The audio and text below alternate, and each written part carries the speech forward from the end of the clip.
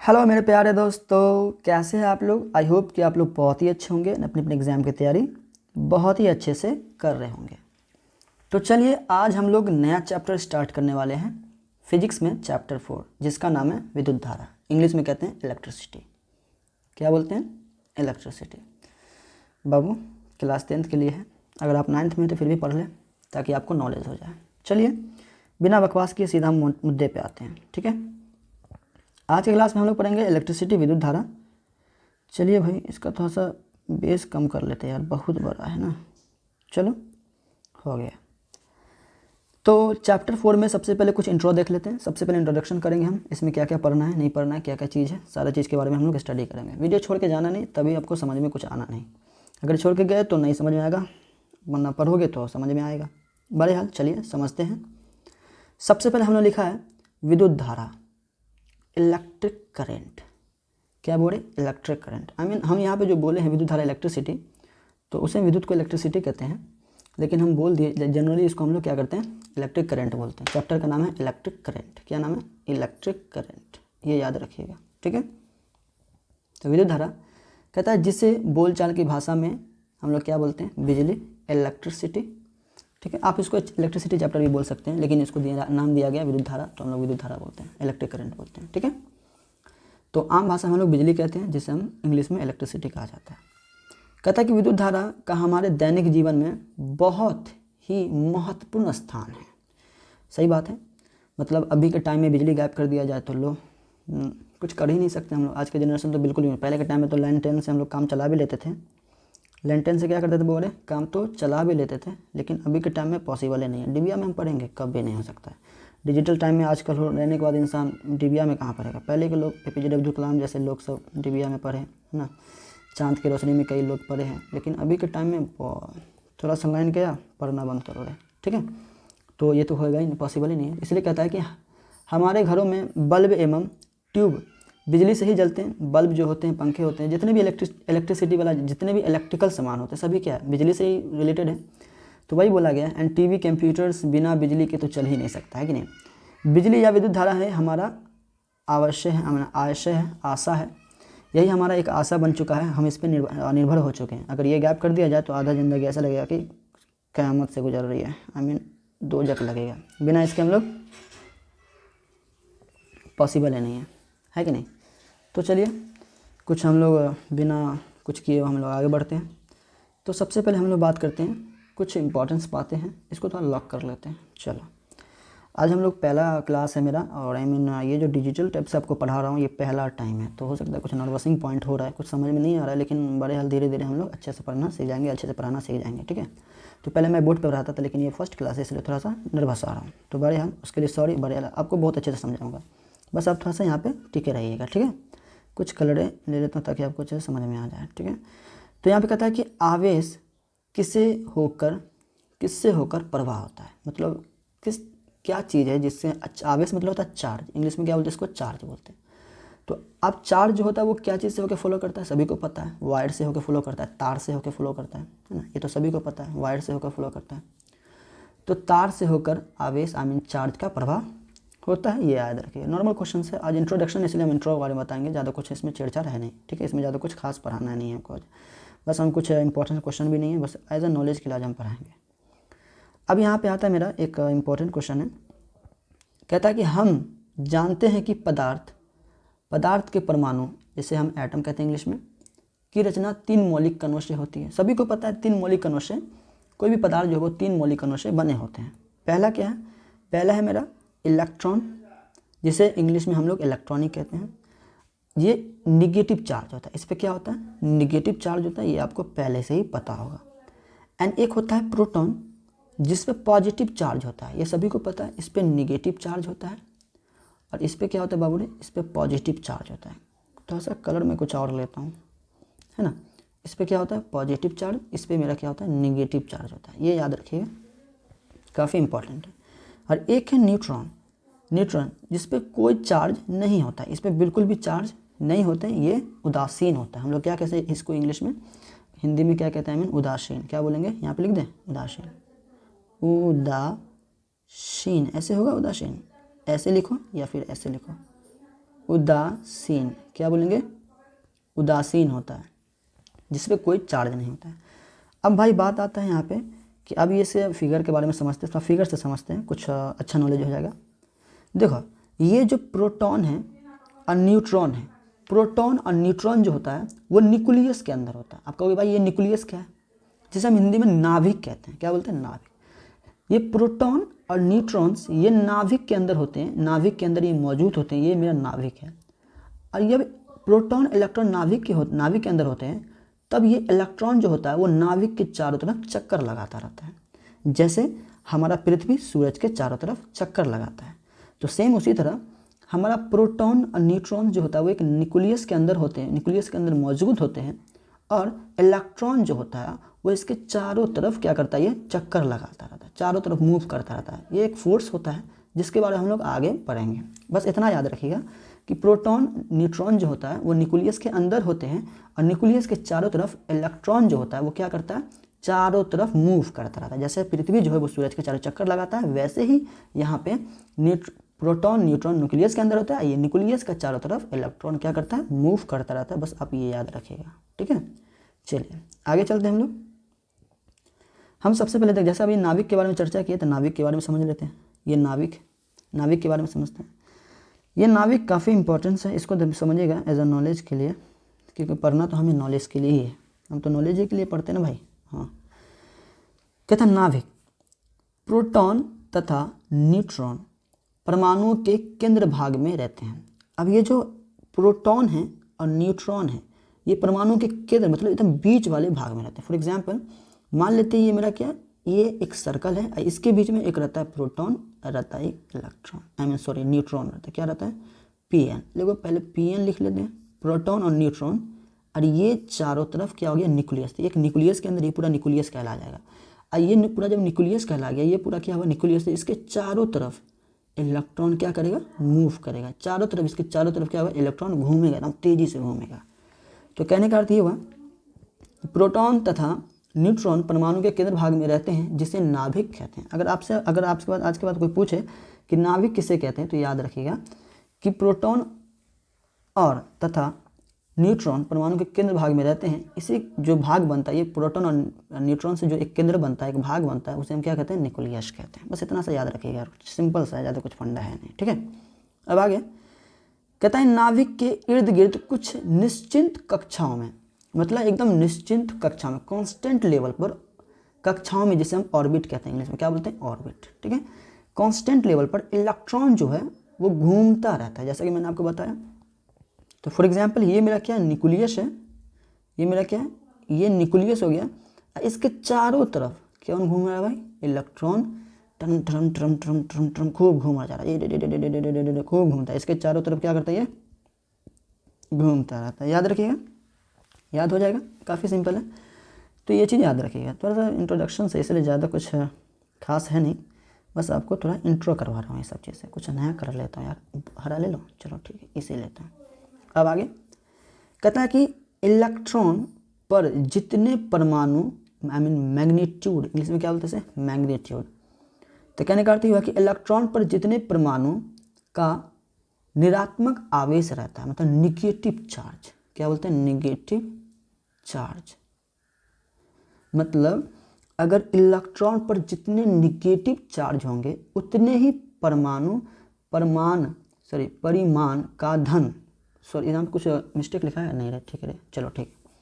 तो मतलब कहने का अर्थ ये हुआ कि इलेक्ट्रॉन पर जितने परिणाम मैग्नीट्यूड, परमाणु हम बोल देते हैं, परिणाम मैग्नीट्यूड ऋणात्मक आवेश रहता है, मतलब इस पर जितना निगेटिव चार्ज होगा, इस पे जितना ही निगेटिव चार्ज होगा उतना ही सेम टू सेम धन आवेश भी होगा, पॉजिटिव चार्ज भी होगा। समझ में आया?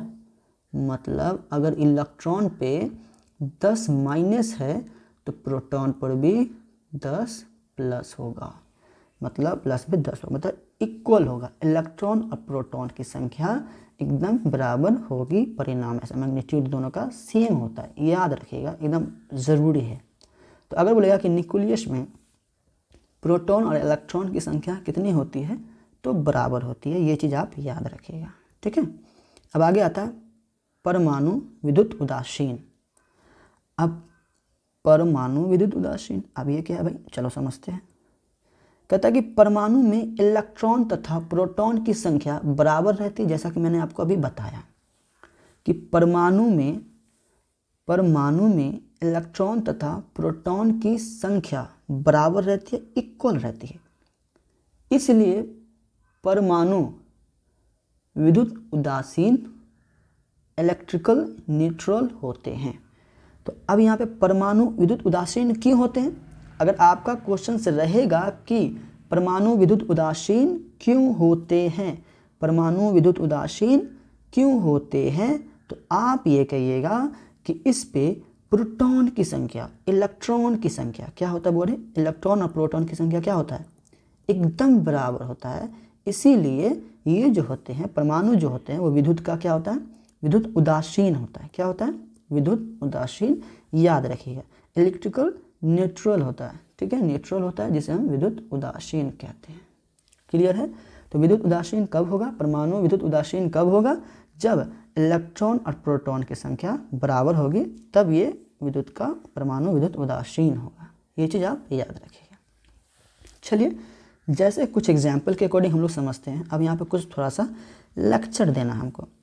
अब यहाँ पे कह रहा है कभी कभी, अब जैसे कि मैंने आपको बताया कि इलेक्ट्रॉन प्रोटॉन की संख्या बराबर होती है, तो लेकिन अब यहाँ पे इस तरह का कंडीशन नहीं बनेगा। अब कुछ यहाँ पे अलग, कभी कभी वस्तुओं में धन मतलब पॉजिटिव चार्ज, मतलब क्या है, पॉजिटिव चार्ज, क्या बोले, पॉजिटिव चार्ज तथा निगेटिव चार्ज, पॉजिटिव चार्ज और निगेटिव चार्ज आवेश, जिसे इंग्लिश में चार्ज कहते हैं, आवेश यह संतुलन बिगड़ जाता है। मतलब कहने का अर्थ ये हुआ कि कभी कभी क्या होता है कि इसका संतुलन बिगड़ जाता है, धनावेश ज़्यादा होगा, निरावेश कम होगा। जैसा कि आपको बताया गया है कि इलेक्ट्रॉन और प्रोटॉन की संख्या बराबर होती है, लेकिन कभी इन केस ऐसा होता है कि क्या होता है कि धनावेश जब बढ़ जाता है और निरावेश घट जाता है, कभी निरावेश बढ़ जाता है तो धनावेश घट जाता है। इस तरह का कंडीशन कभी कभी होता है, लेकिन कैसे इसको समझते हैं, आइए सबसे पहले उदाहरण से समझते हैं। उदाहरण के लिए, जब हम एक कांच की छड़ को रेशम के कपड़े से रगड़ते हैं, जैसे मान लेते हैं ये मेरा क्या है, कांच का छड़ है और ये मेरा रेशम का कपड़ा है, इसको रगड़ो। अगर हम दोनों को रगड़ते हैं तो कांच के छड़ के कुछ इलेक्ट्रॉन, अब कांच का जो छड़ होगा इस पे जो इलेक्ट्रॉन होगा, इसके कुछ इलेक्ट्रॉन रेशम के कपड़े पे आ जाएंगे। अब जिसका मान लो कुछ इलेक्ट्रॉन इसके रेशम के धागे पे क्या करेंगे, आ जाएंगे। कुछ इलेक्ट्रॉन, याद रखिएगा, कपड़े पर चले जाते हैं। फलतः कांच की छड़ पर धन आवेश का परिमाण अब निरावेश के परिमाण से अधिक है। जाहिर सी बात है कि जब इस छड़ पे क्या था, एकदम इक्वल है ना भाई, इलेक्ट्रॉन प्रोटॉन एकदम इक्वल है। तो अब हुआ क्या, जैसे हम रेशम से रगड़ दिए शीशा और रेशम के धागे को, जब से रगड़े तो इलेक्ट्रॉन रेशम के कपड़े पर चला गया। तो भैया इसका इलेक्ट्रॉन था, तो इसका इलेक्ट्रॉन तो इस पे आ गया, तो अब इसका इलेक्ट्रॉन तो घट जाएगा। तो जैसे ही घटेगा तो अब तो इस पे जो प्रोटॉन रहा होगा वो तो मान ले 10 प्रोटॉन रहा होगा। मान लेते हैं इस छड़ पे कितना, 10 प्रोटॉन रहा होगा और इस पे क्या 10 इलेक्ट्रॉन रहा होगा। तो अब मान लेते हैं कि जाहिर सी बात है, जैसे बोला कि इलेक्ट्रॉन क्या हुआ, घुस गया, मतलब ये कहाँ चला गया, ये जो इलेक्ट्रॉन है वो कुछ इलेक्ट्रॉन, मान लेते हैं 2 इलेक्ट्रॉन निकल करके ये रेशम के धागे पे आ गया। तो अब जो इसमें इलेक्ट्रॉन होगा तो इसमें तो प्रोटॉन होगा 10 गो, ये तो समझ, लेकिन इलेक्ट्रॉन क्या गो होगा, 8 गो होगा। तो अब यहाँ पे ये बात जो बोला गया परमाणुओं में इलेक्ट्रॉन तथा प्रोटॉन की संख्या बराबर होती है, तो इस कंडीशन में नहीं हुआ ये तो कभी कभी इसका संतुलन बिगड़ जाता है, कुछ ऐसे रगड़ने पर, कुछ ऐसे कंडीशन पे। तो इसका कंडीशन भी क्या आगे हम पढ़ेंगे, बढ़िया, इसको अभी इतना ही समझो। और तब हम कह सकते हैं कि कांच के छड़ धनावेशित पॉजिटिवली चार्ज हो गई है रेशम के कपड़े पर, चूँकि कुछ अतिरिक्त इलेक्ट्रॉन आ गए हैं। अब इस पर कुछ इलेक्ट्रॉन आ गए हैं तो ये क्या है, ये निगेटिव चार्ज हो जाएगा, ये मेरा क्या होगा, पॉजिटिव चार्ज हो जाएगा। मतलब ये हुआ कि छड़ पे जो इलेक्ट्रॉन था वो क्या, इलेक्ट्रॉन तो उधर चला गया, तो ये छड़ वाला इलेक्ट्रॉन क्या होगा, पॉजिटिव होगा। लेकिन ये इस पे जो इलेक्ट्रॉन आया वो निगेटिव होगा, क्योंकि ये इसको दे दिया है, तो ये तो कर्जे के तौर पे दिया, प्लस में है ना भाई, तो बाद में तो उसको देगा ही। लेकिन ये जो लिया तो ये तो कर्जे में चला गया, तो ये तो माइनस में ना जाएगा, क्योंकि इसको कर्जा चुकाना है, तो इसीलिए इस माइनस में हो जाता है। ठीक है, रेशम के कपड़े पर चूंकि कुछ अतिरिक्त इलेक्ट्रॉन आ गए, अतः हम कह सकते हैं कि रेशम का कपड़ा निरावेशित निगेटिवली चार्ज हो गया है।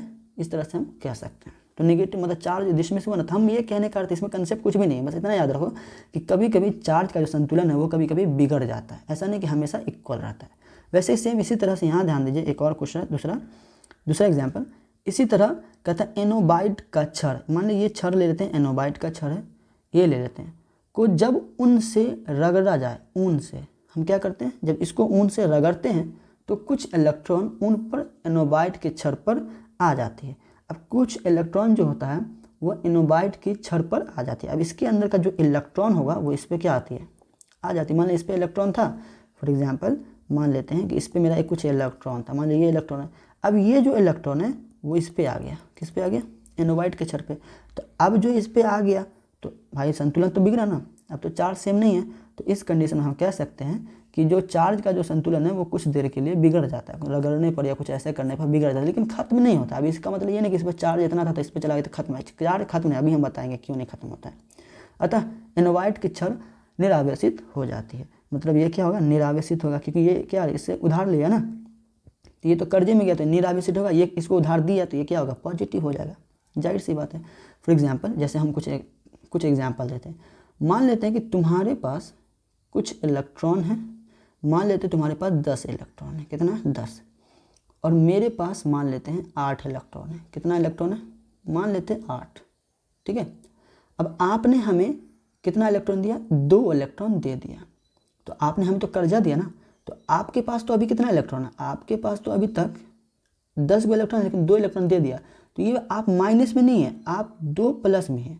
किस में है, 2 प्लस में। 10 तो आपके पास ऑलरेडी था, लेकिन 2 आप उसको दे दिए, मतलब आप तो प्लस में लेके चले ना, कि मान लेते हैं कि कहीं पे 10 इलेक्ट्रॉन की आपको जरूरत पड़ेगी, तो अभी आपके पास कितना इलेक्ट्रॉन है, 8 इलेक्ट्रॉन है। जनरली आप तो 2 उसको दे दिए, तो अभी आपके पास 8 इलेक्ट्रॉन है, तो आप क्या सोचेंगे, आज मेरे 10 के इलेक्ट्रॉन की जरूरत है, लेकिन तो उसको तो हम 2 रुपया उधार दिए, 2 इलेक्ट्रॉन दिए, तो वो तो बाद में हमको दिए देगा, तो मतलब पॉजिटिव है। लेकिन ये जो 8 इलेक्ट्रॉन है, तो अब इसके पास कितना इलेक्ट्रॉन हो जाएगा, अब इस पर ये 2 निगेटिव चढ़ेगा, क्या होगा, 2 निगेटिव होगा। क्यों, क्योंकि इसके पास 8 था, अब 10 हो गया, तो अब ये तो सोचेगा कि भाई हम तो कोई भी काम करेंगे तो 8 के हिसाब से करेंगे, क्योंकि हमको 2 किसी को लौटाना है, इसलिए ये निगेटिव में रहता है हमेशा। बस थोड़ा सा कंसेप्ट याद रखिएगा, ये छोटा मोटा लॉजिकल है, बस इंट्रोडक्शन आपको दे रहे हैं और कोई बात नहीं है, ठीक है। आगे चलते हम लोग, अगला कुछ देख लेते हैं क्या बोलता है ये। चलिए, कहता है कि इस प्रकार हम देखते हैं कि इलेक्ट्रॉन को खोकर कोई पदार्थ धनावेशित हो जाता है और इलेक्ट्रॉन को पाकर कोई पदार्थ निरावेशित होता है। अगर जो खोता है तो वो पॉजिटिव, मान लेते हम खोए तो हम पॉजिटिव, मान लेते तुम पाए तो तुम नेगेटिव, मतलब हम खोएंगे तो पॉजिटिव, तुम पाओगे तो नेगेटिव, अगर तुम भी खोगे तो पॉजिटिव हो जाओगे, हम भी पाएंगे तो नेगेटिव हो जाएंगे। मतलब कहने का अर्थ ये हुआ कि इस प्रकार हम देखते हैं कि इलेक्ट्रॉन को खोकर जो भी कोई भी एलिमेंट से कुछ भी है, कोई भी कुछ भी है, अगर जो इलेक्ट्रॉन को खोएगा तो उस पर धनावेशित चार्ज होगा, लेकिन जो इलेक्ट्रॉन को पाएगा वो प्लस में नहीं जाएगा, वो माइनस ही में रहेगा, ठीक है। ये चीज़ आप याद रखिएगा। आगे चलते हैं, कहता है इस प्रयोगों से यह स्पष्ट है कि 2 वस्तुओं को आपस में रगड़ने पर इनमें एक धनावेशित हो जाता है और दूसरा निरावेशित। मतलब जाहिर सी बात है, मान लेते हैं ये मेरा एक छड़ था, ये मेरा एक कपड़ा था, दोनों को रगड़ो, तो अगर इसका इलेक्ट्रॉन इस पे जाता है तो ये पॉजिटिव हो जाएगा, अगर इसका इलेक्ट्रॉन इस पे जाएगा तो ये पॉजिटिव, और ये इलेक्ट्रॉन तो ले लिया है ना, इसका इलेक्ट्रॉन लिया तो ये निगेटिव हो जाएगा। जो खोएगा वो पॉजिटिव, जो पाएगा वो निगेटिव, बस ये याद रखिएगा। अब यहाँ पे एक बहुत ही इंपॉर्टेंट क्वेश्चन है, इसको जरूर आप याद रखिएगा। कहता है यही स्पष्ट है, ये भी स्पष्ट है कि आवेश न नष्ट होता है और न उत्पन्न होता है। मतलब होता है ना कि बोलते हैं हम लोग बैटरी डाउन हो गया, चार्ज खत्म हो गया, चार्ज कभी खत्म नहीं होता है, चार्ज हमेशा ट्रांसफ़र होता है, एक एलिमेंट से एक पदार्थ से दूसरे पदार्थ में चार्ज क्या होता है, ट्रांसफ़र हो जाता है, कभी भी चार्ज खत्म नहीं होता है। ये आपके ऑब्जेक्टिव में पूछे जाएंगे, इसलिए आप इसको याद बहुत ही बारीकी से रखिएगा, बहुत ही इंपॉर्टेंट है, ठीक है, बहुत ही इंपॉर्टेंट है, इस पॉइंट को याद जरूर रखिएगा। आप नोट कर लीजिए इस पॉइंट को तो काफ़ी बेटर होगा, ठीक है, इस पॉइंट को आप नोट ही कर लें तो काफ़ी बेटर होगा। कहने का अर्थ ये हुआ कि यही स्पष्ट है कि आवेश न तो नष्ट होता है, आवेश को न ख़त्म किया जा सकता है और न उसे उत्पन्न किया जा सकता है।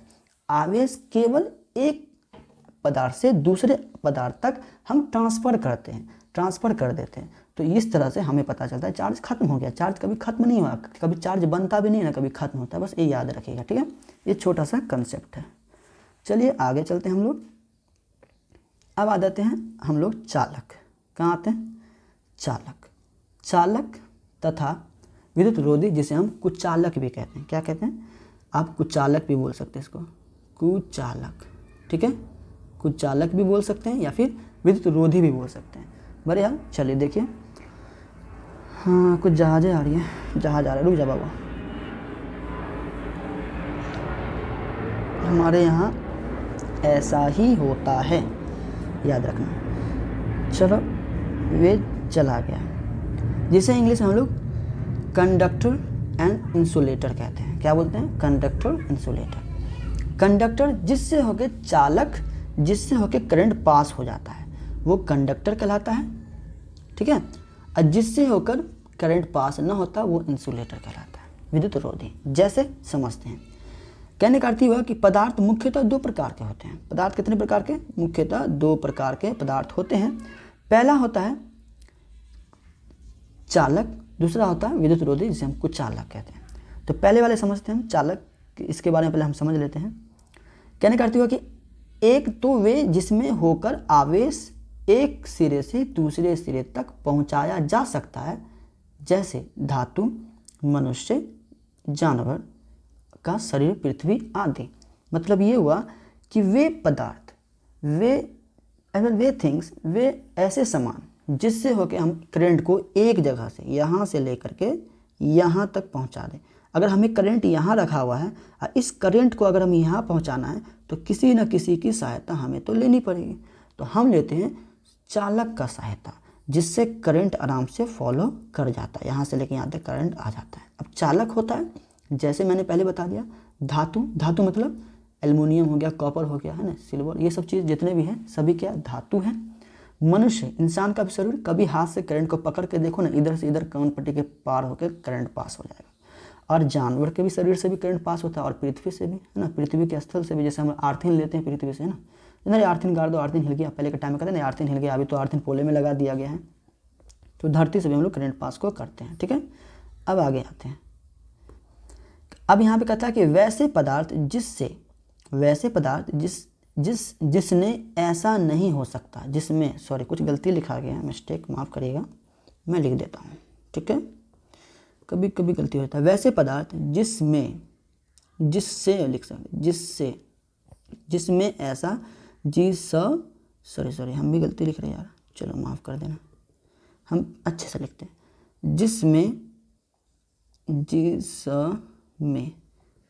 जिसमें ऐसा नहीं होता है, ऐसा नहीं होता मतलब पदार्थ करंट एक जगह से दूसरे जगह को हम करंट को फॉलो नहीं करवा सकते हैं।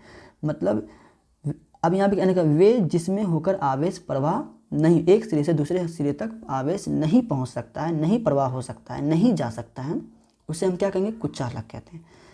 मतलब जैसे क्या क्या ऐसा क्या चीज़ जो विद्युत का, मतलब हमें जो विद्युत पास नहीं करेगा, कांच, शीशा से होकर हम क्या कर सकते हैं? करंट को पास नहीं कर सकते। प्लास्टिक से भी होकर करंट को पास नहीं कर, रबड़ भी नहीं कर सकता, लकड़ी भी नहीं कर सकता। अगर लकड़ी के अंदर पानी होता है तो वो पानी के जरिए से करंट फॉलो होता है, ना कि लकड़ी के जैसे। एनोबाइट का छड़ जो होता है वो क्या होता है? करंट, उससे हम लोग पास नहीं कर सकते हैं। ये चीज़ आदि बहुत सारे चीज़ भी होते हैं, बहुत सारी चीज़ होते हैं जो जिससे करंट हम लोग पास नहीं करते। कुछ एग्जाम्पल ले लिए। तो जिससे करंट पास हो सकता है वो चालक, जिससे करंट पास नहीं हो सकता वो कुचालक, विद्युत रोधी। तो उसी का कुछ डिफिनेशन यहाँ लिख दिए हैं। सबसे पहले लिखे चालक, कंडक्टर। कहता है कि ऐसे पदार्थ जिनसे होकर विद्युत आवेश का प्रवाह आसानी से हो जाता है। चालक मतलब क्या कहलाता है? कंडक्टर कहलाता है। क्या कहलाता है? कंडक्टर कहलाता है। जैसे आपको पता है, जैसे आप लिख लीजिएगा, जिससे होकर करंट पास हो जाता है, लोहा हो गया, चांदी हो गया, सोना हो गया, पानी भी से हो जाता है, ठीक है। ये चीज़ याद रखिएगा। अब आगे यहाँ पे बात आता है विद्युत रोधी, या हम बोलेंगे कुचालक। विद्युत रोधी या फिर क्या बोलेंगे? कुचालक, जिसे हम इंसुलेटर कहते हैं, ठीक है। तो अभी कहता है कि ऐसे पदार्थ जिनसे होकर विद्युत आवेश एक भाग से दूसरे भाग तक नहीं जाता है या फिर नहीं पहुंचता है, विद्युत रोधी या फिर आप कह सकते हैं कुचालक कहलाता है, इंसुलेटर कहलाते हैं या फिर इंसुलेटर कहे जाते हैं, जिससे होकर करंट को पास नहीं किया जाता। जैसे यहाँ पे आप लिख दिया है जैसे में आप लिख लिए प्लास्टिक हो गया, कांच हो गया, लकड़ी हो गया, ETC, आप आगे उसी तरह से आप लिख लीजिएगा, ठीक है। सॉरी, आप लिख लीजिएगा। चलो, तो आज के लिए हमें इतना ही पढ़ाना था, जो कि काफ़ी इंपॉर्टेंट कुछ पॉइंट है जो ऑब्जेक्टिव के लिए पूछे जाते हैं। जितने आज हम इसमें जितना भी कुछ पढ़ाया है ये काफ़ी इंपॉर्टेंट है और आपके एग्जाम में ऑब्जेक्टिव में 1 मार्क में क्वेश्चन पूछे जाते हैं। तो इसमें जितने भी आज हम पढ़ाए हैं सभी को नोट जरूर कर लीजिएगा, ताकि आप एग्जाम में आएगा तो आप इसे छोड़कर ना आए। अगले क्लास में हम लोग बात करेंगे विद्युत धारा के इसके बारे में। हम लोग तो विद्युत धारा के कुछ इंट्रोडक्शन के बारे में समझे, कुछ आवेश के बारे में जाने, चार्ज के बारे में समझे, लेकिन अब हमारा जो मेन टॉपिक स्टार्ट होगा वो होगा विद्युत धारा, इलेक्ट्रिक करंट। क्या हम बोले? इलेक्ट्रिक करंट, जैसे हम इंग्लिश में क्या बोलते हैं? Electric current. तो आप इसके बारे में बुक में ज़रूर पढ़ लीजिएगा, ताकि हम आपको कल होके पढ़ाएं तो आपको कन्फ्यूजन ना हो, ठीक है। तो आज के लिए इतना ही, फिर मिलते हैं हम लोग अगले क्लास में। अभी तक चैनल पर नए थे तो चैनल को सब्सक्राइब कर लो, ताकि अगला वीडियो अपलोड करें तो उसका नोटिफिकेशन सबसे पहले आपको मिले। तो चलिए, अच्छा लगे वीडियो तो लाइक कर दें, अन्य दोस्तों के साथ शेयर कर दें। फिर मिलते हैं, खुदा हाफिज़।